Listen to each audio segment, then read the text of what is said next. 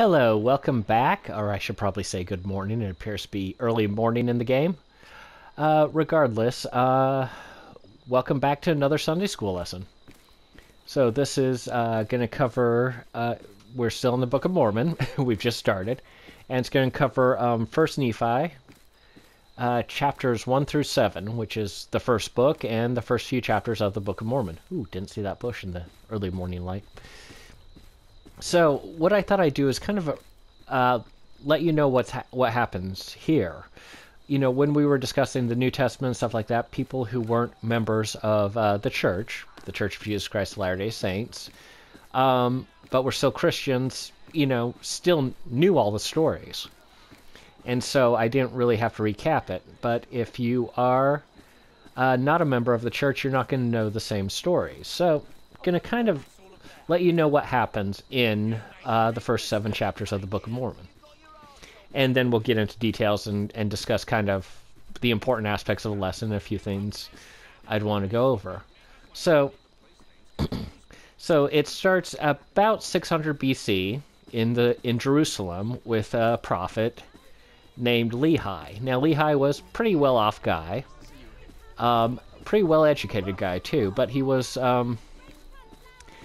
also a prophet of the Lord. He saw visions and so on and so forth, and he prophesied the destruction of Jerusalem, or it wasn't fully destroyed, but many of the inhabitants were carried off to Babylon, became a conquered people essentially.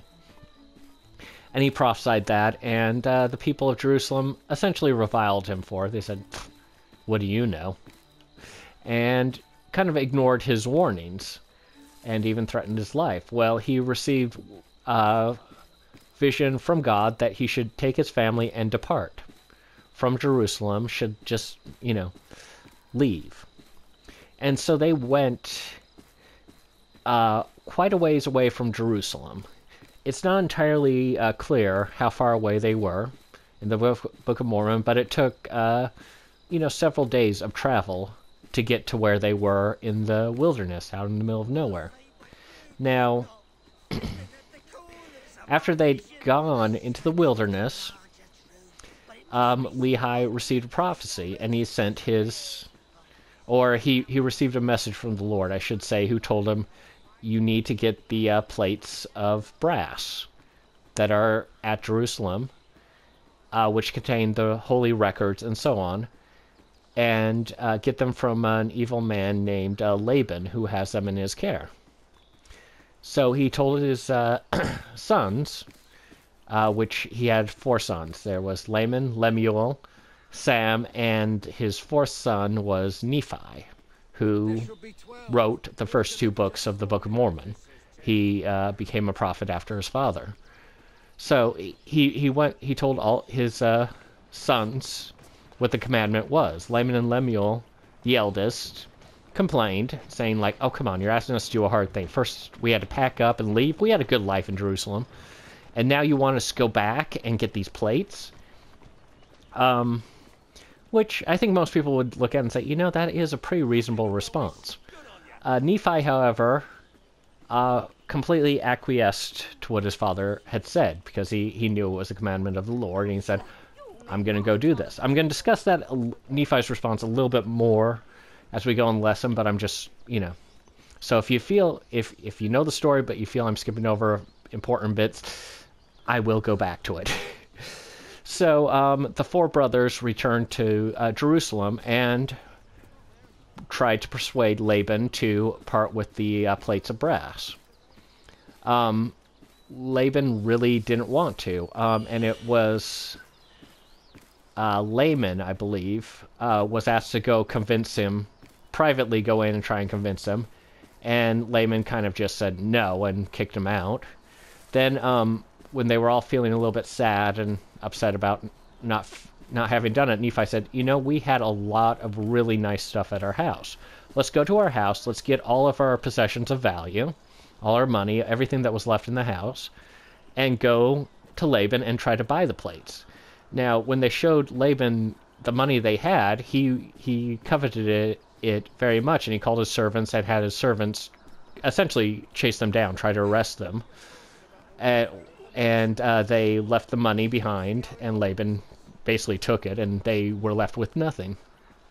So, as you might imagine, they were not happy about this. They took refuge just outside the city, and at this point, Laman and Lemuel got very upset with Nephi, and just wanted to return to the middle of nowhere, return to their father in the desert, and just say, nope, we couldn't get the plates. And Nephi said, no, we've been sent here. God will show us the way.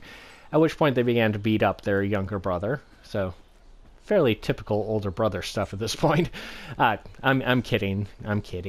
But they were stopped by an angel of the Lord, and Nephi said, then, they were still full of despair, but at least they weren't being their younger brother at this point. And Nephi said, I'll go and see what I can do. So he went into the city. He didn't know what he was going to do. He had no idea. Ooh, that person just disappeared. Wow. Mysterious stuff happening in London right now. But yes, anyway, Nephi went into the city of Jerusalem, did not know beforehand what he was going to do, but was guided of the Lord. And as he went about the city, he discovered Laban, drunk, out of his mind, and, basically passed out drunk in the street. And he was commanded of the Lord at this point to kill Laban. And, he shrunk away from that. He's never taken a life. Why should he? And the answer he got, and we'll go into it a little bit more detail, but that sometimes the Lord allows wicked men to be killed so that his ends could be met. And that, it was a commandment of the Lord. So Nephi, I think, really not wanting to do that, did kill Laban, took his clothes and went to Laban's house, pretending to be Laban, and got the plates of brass. And the servant of Laban accompanied him out of the city. Now, when his brothers saw Nephi, they thought he was Laban and said, oh dear, he's killed our younger brother. Well, let's run. So they started to flee into the wilderness, and Nephi called and said, no, wait, it's me. At which point the servant was like, you're not Laban, and he started to take off. But Nephi stopped him and said, if you'll listen to us, we will spare your life. But come with us into the wilderness with the plates of brass. And Nephi managed to convince the servant, whose actually name escapes me at the moment. It'll probably come to me later, and I'll just suddenly say, oh, that was his name, to come with them into the wilderness. And he actually became a good friend of Nephi after that. So they got the plates of brass and returned to their father, and their father examined it. Now, we don't have a detailed description of what actually was on the plates of brass, but from what it says, it contained a genealogy of the people up to Lehi's time. And Lehi was able to trace his ancestry through Joseph, who was sold into Egypt.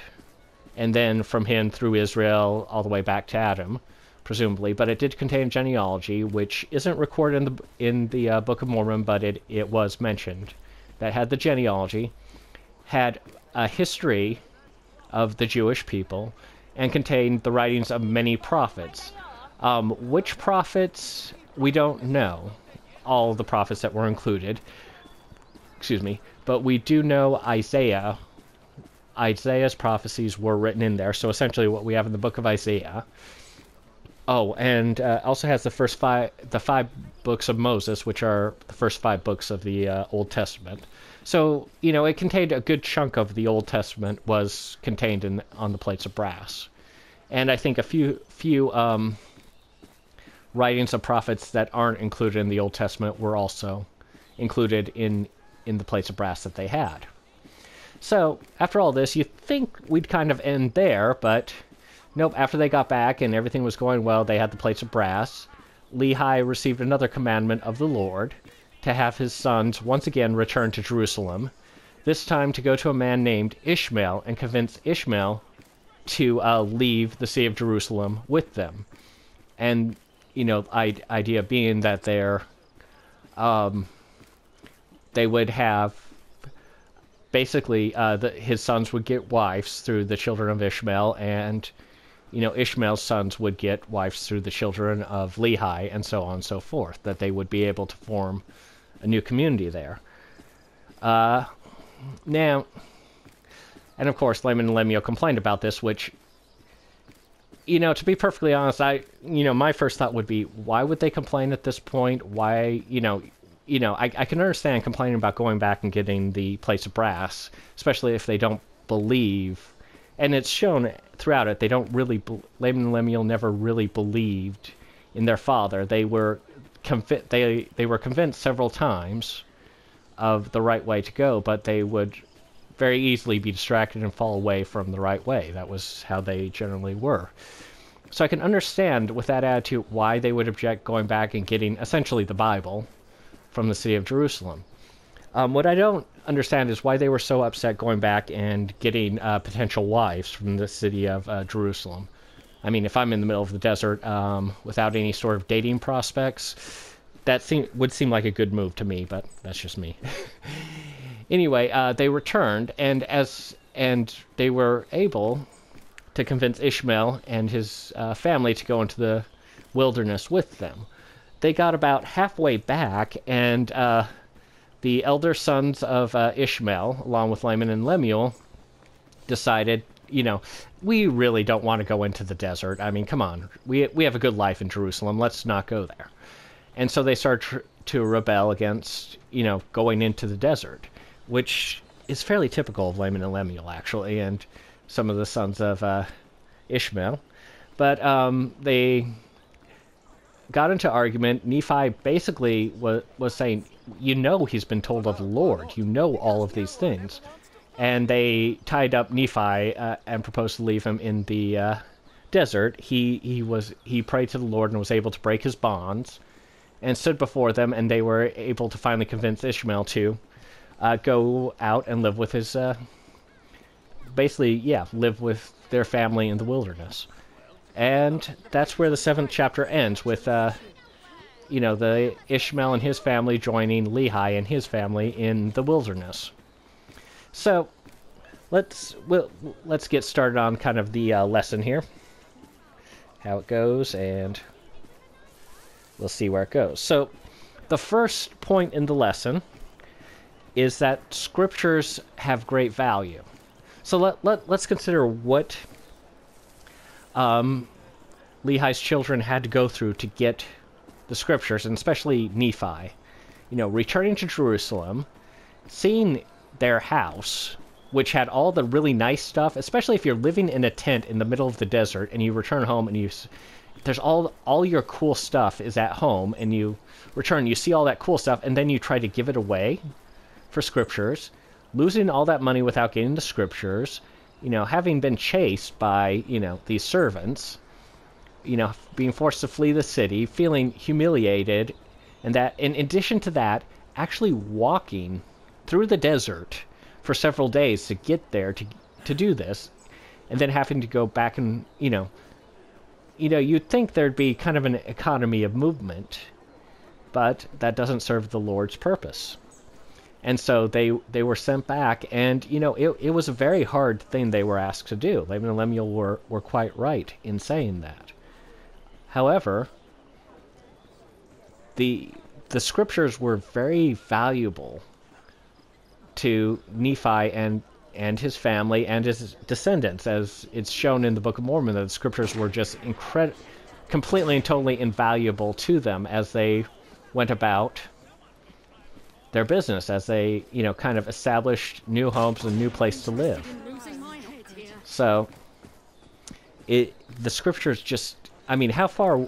So let me just turn this question around on you and say, how far would you go to get, a copy of scriptures? How far would you go to get, the Bible? To just have. If you didn't have a Bible, if you weren't able to, find one easily on Kindle or anything else, but you still had that faith and had that belief, would you be willing to do this, to do what they did to get your hands on the Bible? And I think it shows kind of the value the Lord has with his scriptures, but it also shows the value how it shows, I think, how much work we should put into having the scriptures in our lives and valuing them in our lives as we go about our business. And there's a great scene, for those of you who are familiar with it, in a movie called Without a Clue. It's a Sherlock Holmes spoof, but there's this great scene where they need to find something in the Bible, and one of the characters in it says, "Oh, I have a Bible by my bedside." He goes into his room, looks around, can't find the Bible, and then looks down and says, "Oh yeah," and it's discovered that he used the Bible as he put the Bible under a table leg so the table would be level, and so. It's a funny little moment, but I think it's a good reflection of how a lot of us will approach scriptures. We'll have them around, we'll have them in our lives, but we won't really go to them. We won't read them. We won't, find comfort in them. We won't study them. We won't, pray to understand their meaning. And, I think this is something we all have to look at in ourselves and say, well, what... how can we, make the best use of the scriptures, and how can we, be better in our scripture study, in, reading the scriptures, and so on. And I think it's one of the great lessons in the Book of Mormon is to kind of look back at it and say, look how much these people were willing, how much effort they were willing to put forth to get the scriptures in their life. Now, all I have to do is kind of pick them up and read them. It's super easy nowadays. So, are we willing to take that extra step and just say, read the scriptures, once a day, read a chapter in the Bible? And I think it is an important lesson, I think, for everyone with that. So, the next part, the next segment of the lesson, and I do apologize if I'm a bit segmented. I haven't gotten the hard copy of the lesson. I'm looking on my phone, and it's not as easy for me to study the lessons in this way as it is with an actual book. But second part says that we can gain a testimony, our own testimonies, as we soften our hearts, and the whole point was that it's what Lehi asked his family to do, and what Lehi's children then asked Ishmael to do, was a really difficult thing to do. And you didn't automatically, your immediate response is going to be like, you want me to what? Go out into the desert? Look, dude, Jerusalem's a pretty nice place, okay? We can stay here. Why would we do that? Why would we live in a desert? But, as we, gain a testimony of what the Lord wants us to do, our hearts will be softened, we'll be more open to following the Lord's suggestion, even if it doesn't immediately make sense. And, I mean, can you imagine, Jerusalem had always been there for, I think, all of the people involved. It was a, great city. And the idea that it would fall, that they'd be taken captive into Babylon, or, would be starved out, or would have horrible things happen to them in Jerusalem, of all places, it must have seemed completely insane. So when prophets said, hey, this city will fall, it's like, nobody's going to believe that. I mean, come on. Who believes that? But it did happen. And the Lord, through his wisdom, kind of, prepares something for each of us, that if we listen to what the Lord commands us to do, and we allow our hearts to be softened so that we will listen and we will obey, then blessings will come our way, even if we don't fully understand why we're doing what we are doing. So now I'm going to kind of return to a point in the lesson. I'm going to actually read this because I think it's pretty important. So this is from the Book of Mormon. So it's 1 Nephi, chapter 3, and here we are, verse 7. So this is right after Lehi had commanded his children to return to Jerusalem the first time. They did it multiple times, remember? But the first time he commanded his children to do that, he had, talked to each of his children, apparently separately, but he talked to Nephi, and this is the response that Nephi gave. In verse 7, he said, "And it came to pass that I, Nephi, said unto my father, I will go and do the things which the Lord hath commanded. For I know that the Lord giveth no commandments unto the children of men, save he shall prepare a way for them, that they may accomplish the thing which he commanded them." So you might ask yourself, what's so important about this scripture in particular? And I think you should probably ask that of any scripture that somebody places value in whether it's the Book of Mormon or the Bible or whatever. Why is this so valued? And this scripture, I think, basically gives us kind of the hint to obeying the commandments. Oftentimes, commandments aren't that easy to obey. Oftentimes, the Lord asks us to do these really difficult things. He asks, and oftentimes they, like I said, seem crazy, seem really out there. So after you've traveled, it's got to, 3 or 4 days away from a city in the middle of the desert, and then you're commanded to go back to the city after doing that, not to return to the city and stay, but to, try and convince a very rich man to give up one of his treasures, which just happens to be scriptures. It sounds nutty. It sounds impossible. How are you supposed to do that? But I think, as Nephi said, the Lord does not give us any commandment that we cannot accomplish. So oftentimes, I think this is true of all churches and all religions, that a lot of people say, oh, that's just an impossible thing. Or you have too much expectations on people. You shouldn't really expect that people, will obey this commandment, or will do this, or will do that. And they'll say, nobody would ever obey that commandment, or nobody should obey that commandment, and it's super difficult. And it doesn't matter what the commandment is. A lot of people, really do believe, well, a lot of the commandments really are very difficult to obey, and they are challenging. And kind of one of the whole points of the scripture and the lessons and stuff like that is not believing in God, obeying the commandments. It's never easy, but it is always worth it. And we may not realize for years, or even in this lifetime, why we had to obey certain specific rules. One of the writings of Adam, Adam and Eve, that Adam, Adam was given the commandment to make sacrifices. And, if you read the books of Moses, it goes into details of what the sacrifices he was supposed to make and how they were supposed to work and that. But he'd have to sacrifice, an animal on the altar and, do it a certain way and do things like that. So in one of the stories of Adam, he had been doing this for quite a while when an angel appeared to him and said, "Why are you doing this?" And Adam's entire response was, "I don't know.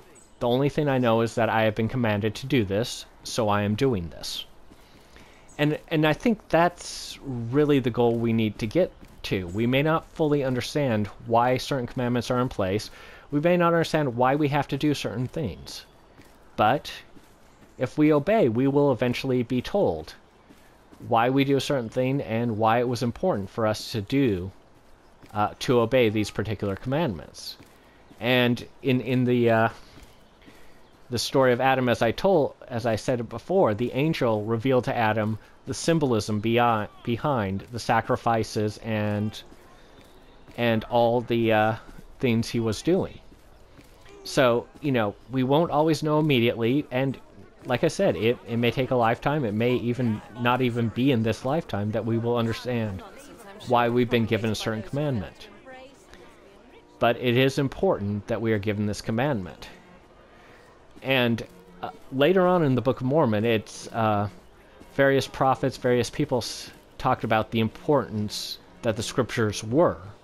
not just in having these words of prophets and words of the Lord available to them, but it's what helped them maintain their language and their knowledge, was having this written record that they could follow and that they could, learn from, not just spiritually, but in the physical world as well. It was a massive blessing just to have it.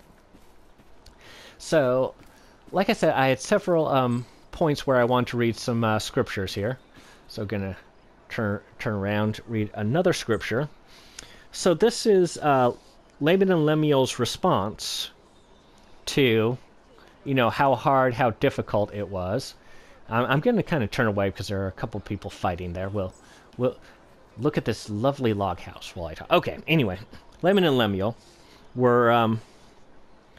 this is their response after having met with not very much success in getting the brass plates from Laban. They said, Laban and Lemuel again began to murmur, saying, "How is it possible that the Lord will deliver Laban into our hands? Behold, he is a mighty man and can command 50, yea, even he can slay 50.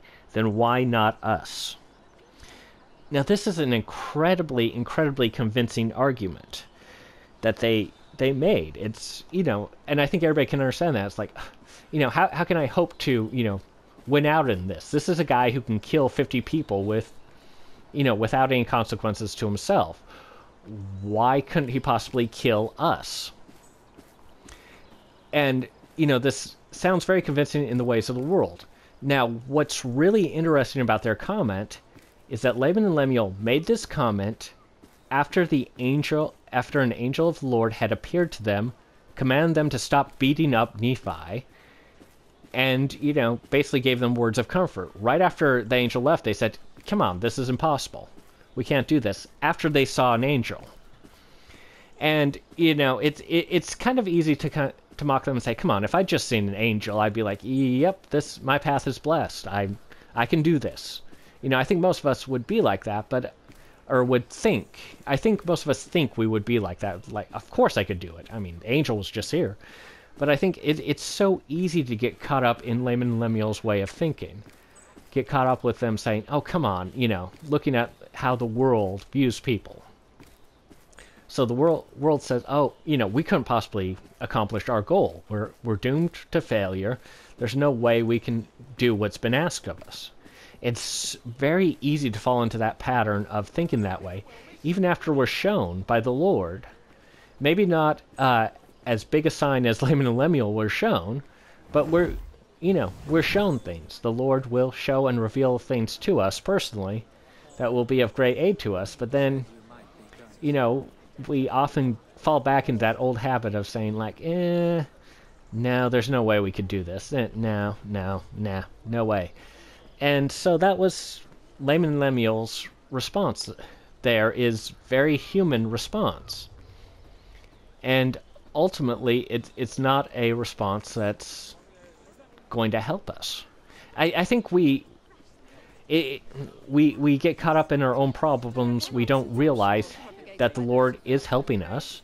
And we don't realize that if we just proceed with faith, if we just have that faith and keep moving forward, how great that will be. How great, how easy it is to accomplish certain things.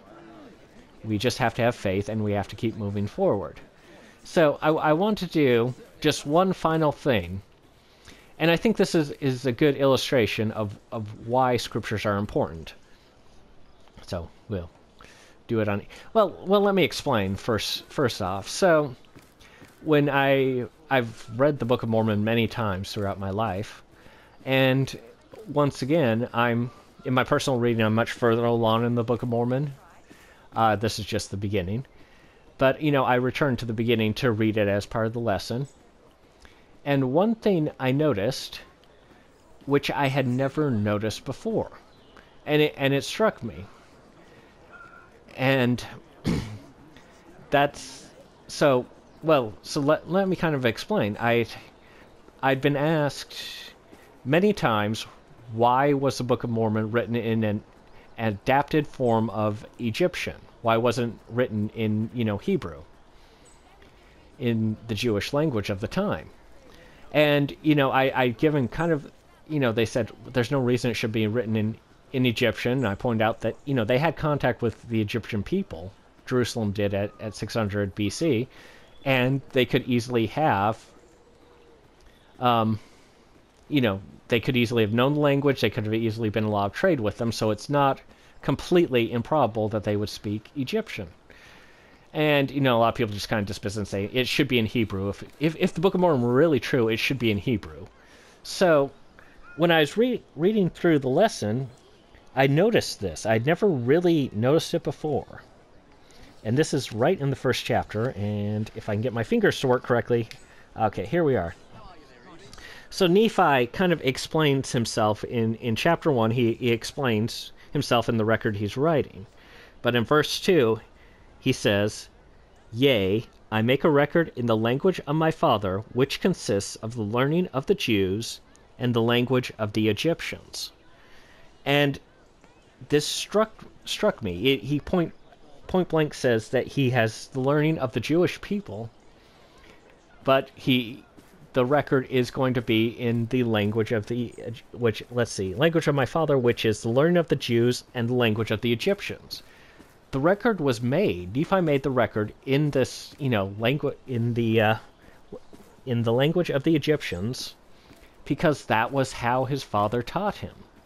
And I think Lehi was probably very educated, very smart man for his time, like university educated, probably scholarly person for his time, and he taught Nephi in the language of the Egyptians for his studies and for his learning. So, of course, he's going to make a record in the way his father taught him.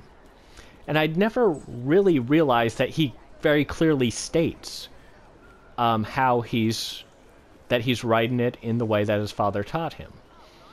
And I think, so partially that does kind of answer the question why it was written in Egyptian. Well, the well-educated man, Lehi, taught his children the language of the Egyptians, and did that presumably for scholarly reasons. Now, Nephi, much later in his works of Nephi, basically refers to the works of the Jews in Jerusalem at this time as works of evil, and as such, he never taught his family, his children who were born after they left Jerusalem, the family members and so on that were born after they left Jerusalem, never really knew the Jews of the time, and Nephi did not want to teach them about what the Jewish people did because they did a lot of wicked and evil things. And I think making the record in the language his fathers taught him in Egyptian was... Now, this is just gospel according to VG philosophy, but I think it was because Nephi viewed the people of Jerusalem as being very wicked, very evil people. And as such, he, wanted to completely separate himself from them, and so he made the record in the language of the Egyptians, even though, as he said, he was taught with the learning of the Jewish people. And I think that's very significant for that. But I think also, beyond just, just finding this all of a sudden and not even realizing that he point blank comes right out and says it, not even realizing that was there, it's also an important thing about scriptures. So one of the things about the scriptures, no matter what it is, and so on, is that as you go throughout your life, keep reading it. Even if you've read it before, read it again and again and again. And no matter how many times you've read it, and I have read the Book of Mormon many, many times, you will always find something new, and you'll find this elucidation. You will find this, inspiration from the Lord as you read it, and as you grow, you'll change, and you will have read the inspiration. You will have, become more inspired by the Lord the more you read, and you will gain understanding and knowledge of the scriptures, not immediately, but as and when it is needed. And I think that's very, very important for scripture study. So it's very easy to say, well, I've read the Bible, or, I've already read this book of scriptures. I don't need to read any other book of scriptures. Come on. it's very easy to do that and dismiss it. And if you do that, you'll miss an exceptional lot that the Lord wishes you to know. And there will always be more that you can learn from it. Even if you forget something, even if you, miss it, the first 100 times, on the 101st time, you'll find something new. And the Lord will reveal more to you as you grow and progress. And that's a great thing about scriptures in general. Great reason to have scriptures and to, keep studying them, keep reading them. Don't just use them to make sure your table is level. Use them, study them. And the Lord will show you, not immediately, but line upon line, precept upon precept, the great stuff in them that you need to know. So, let me get a really good shot. So that was the lesson. Let me know what you think. Like and subscribe if you like this video, and I will see you in the next one. Bye.